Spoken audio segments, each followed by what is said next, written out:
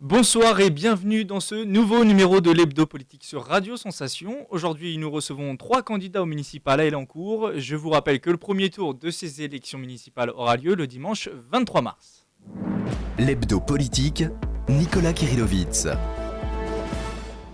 Premier débat donc dans cette Hebdo Politique et pour cette première, nous accueillons des candidats de la ville d'Elancourt.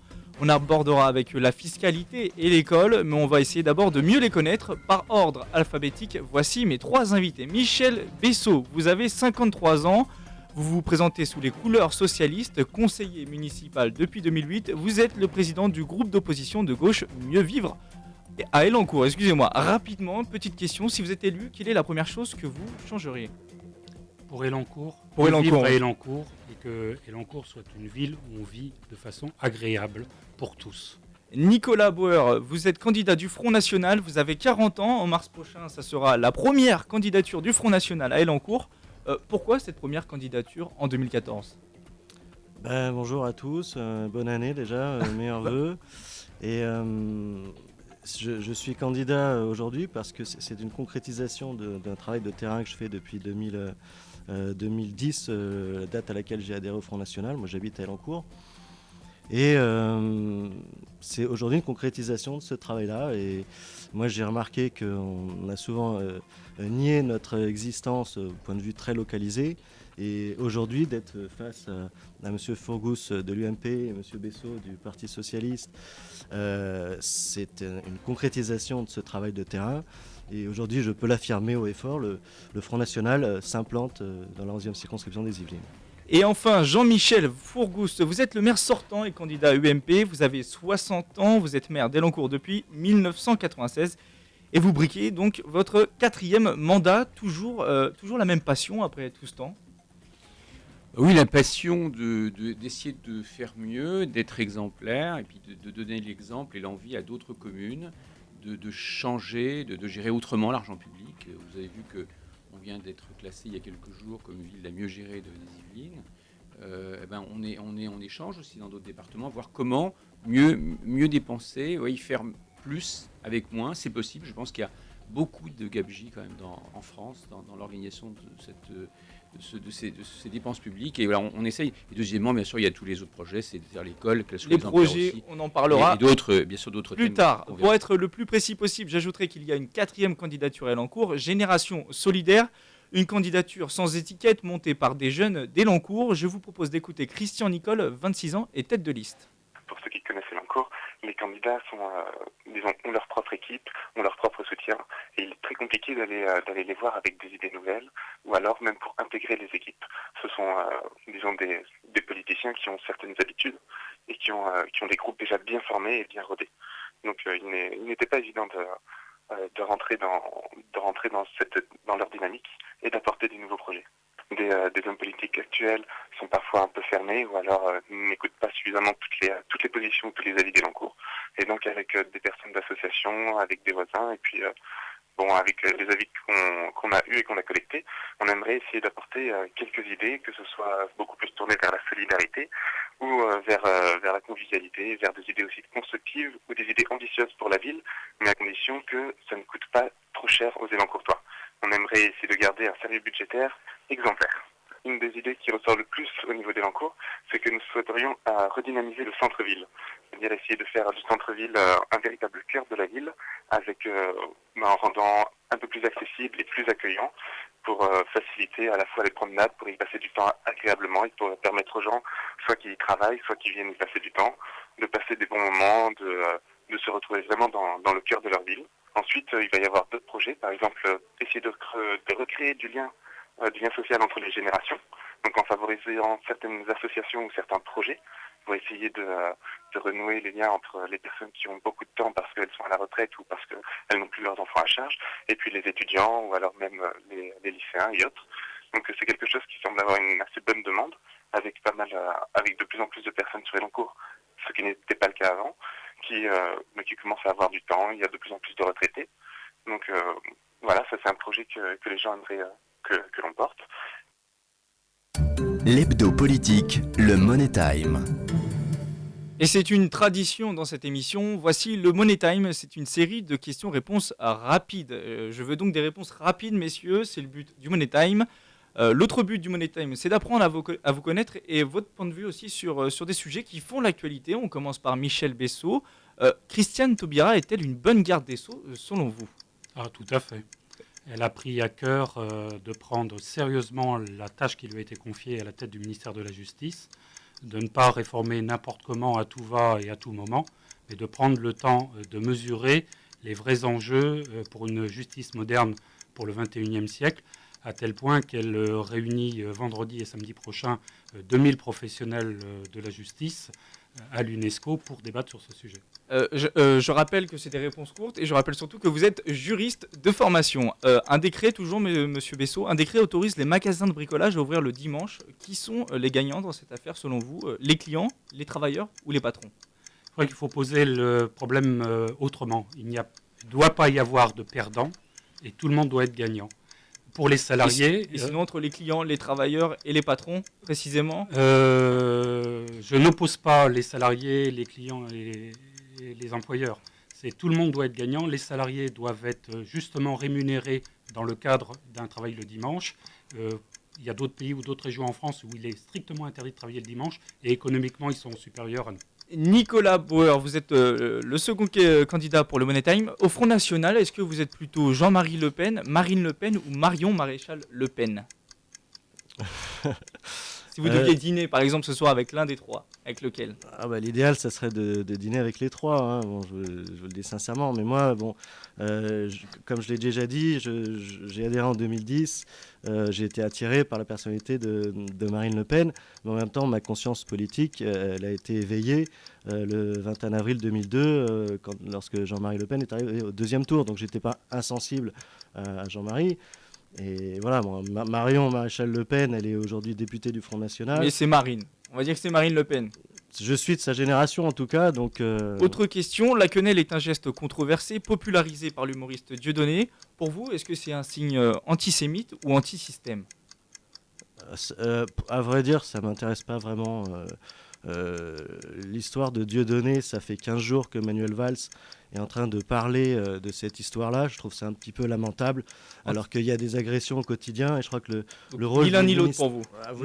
J'aimerais bien terminer, parce que c'est quand même important. Parce que j'avais dit court, quand même. Je sais, mais c'est un sujet... Bon, le ministre de l'Intérieur ferait bien qu'il s'occupe d'arrêter les criminels et les voyous dans ce pays, quoi, et arrêter avec la restriction de la liberté d'expression. Et donc anti-système ou antisémite ?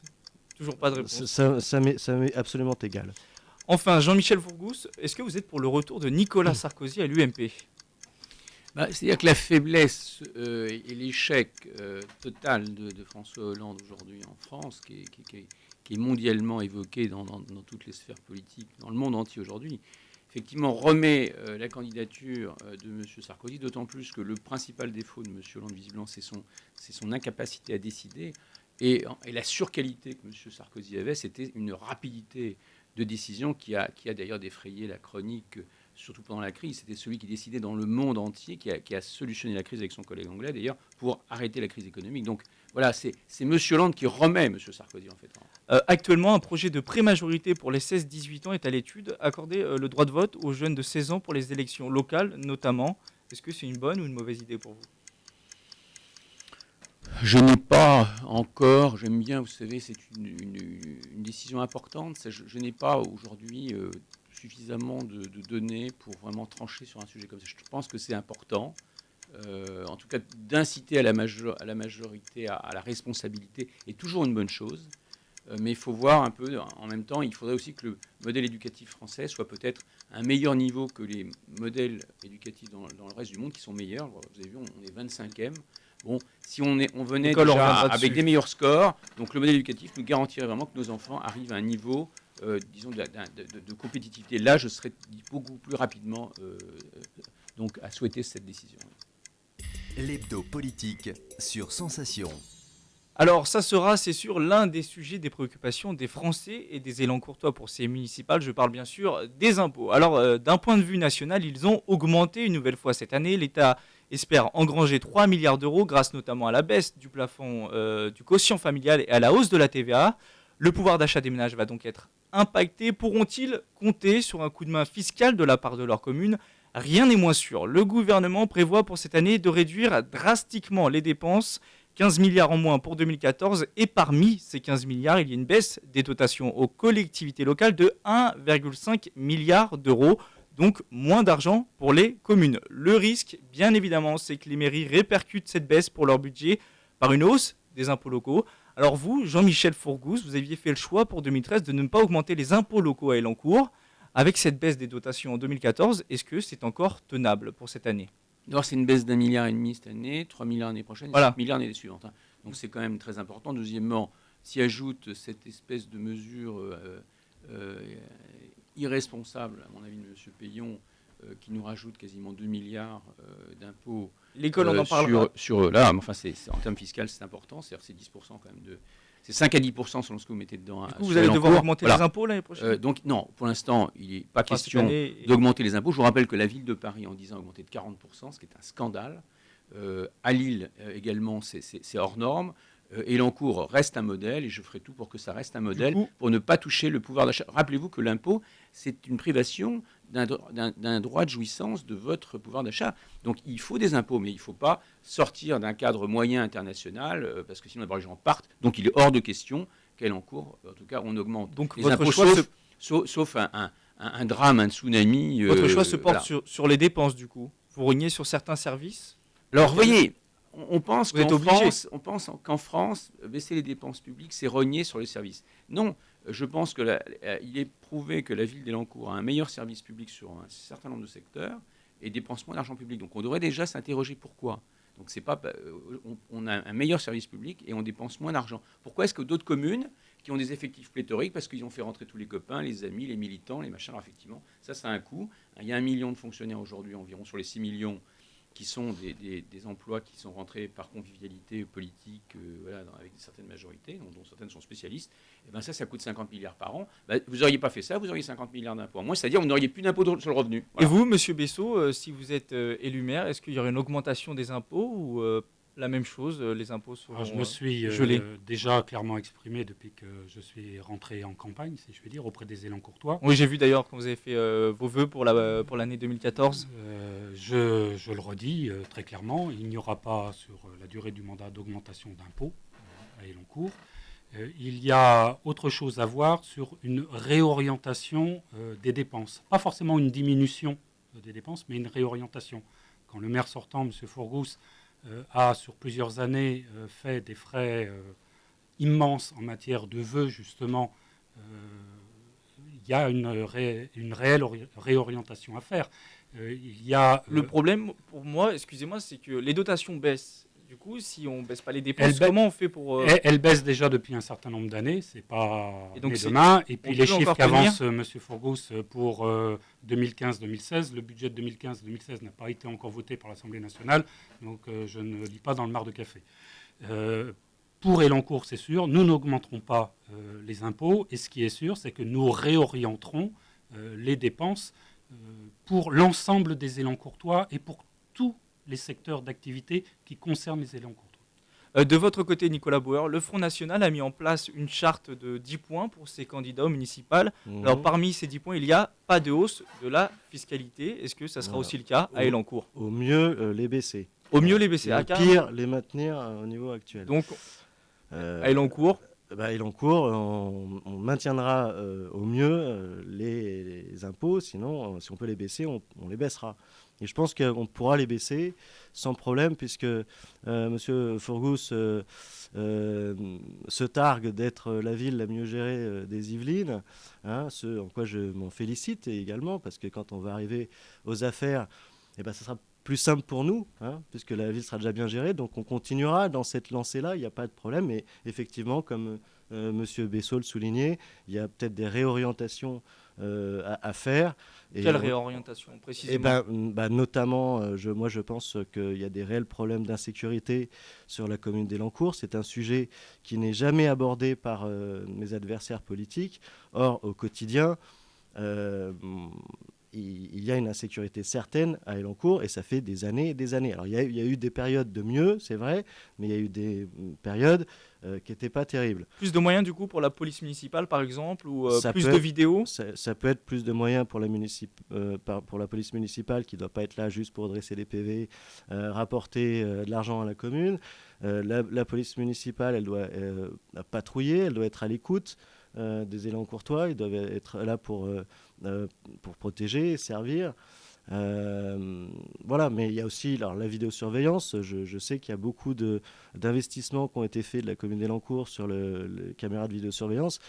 Moi, je suis plutôt pour, mais ça montre, en tout cas, ça démontre qu'il y a des problèmes d'insécurité. Parce que s'il n'y avait pas d'insécurité, il n'y aurait pas besoin de caméras de vidéosurveillance. Alors, l'insécurité est pointée à Elancourt. Jean-Michel Fourcousse, vous répondez quoi? Vous avez mis en place, on le sait, ce que vous appelez, vous, la télé-tranquillité, une quarantaine de vidéos à Elancourt. Est-ce que ça suffit pas ou est-ce qu'il n'y a pas de problème de sécurité à Elancourt? Écoutez, depuis que nous sommes là, on est arrivé, il y avait 4 policiers municipaux qui travaillaient dans les horaires de fonctionnaires de 9h à 5h. Bon, très bien. Et je leur ai dit, à quelle heure viennent les délinquants? Ils m'ont dit, plutôt vers 22h. J'ai dit, oui, donc on va changer vos horaires. Ce qui veut dire qu'aujourd'hui, ça va? On a coordonné les horaires des délinquants et de la police. Et ça va un peu mieux, oui. Donc ils sont passés à travailler le soir et la nuit. Et on est passé de 4 policiers à 20. Donc l'équipe municipale, l'équipe de police municipale fait 20 personnes. Ensuite, donc ça a considérablement amélioré bien sûr la sécurité. Ensuite, on est passé à 10 caméras. Aujourd'hui, on est à 40 caméras. Et demain, on se prépare à augmenter ce dispositif, bien sûr.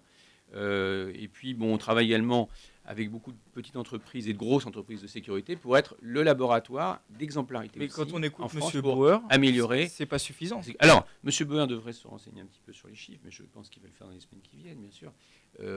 Comme Elancourt est classé dans une des communes qui a une baisse de près de 30% de l'insécurité, d'après les faits constatés. Donc voilà, oui, on n'est pas la pire commune. Il y a eu des événements à Trappes, je crois, qui se sont déplacés l'été dernier de Trappes vers Elancourt. Oui, mais ça, vous savez, moi, j'essaye d'aider toute la journée la ville de Trappes, la ville de la Verrière, qui ont bien sûr des difficultés supérieures aux nôtres. On fait beaucoup, on aide, je sais pas, on aide un demi-millier d'enfants quasiment en termes de soutien scolaire. On les aide à faire la tournée de leur montage financier pour payer la réhabilitation. Sinon, il n'y avait pas de réhabilitation à Trappes. Si on n'avait pas été là, il n'y avait pas de tour de table. On aide pour la formation, on aide pour l'entreprise. Par exemple, c'est nous qui avons mis la zone franche. C'est nous qui avons fait voter la zone franche pour Trappes.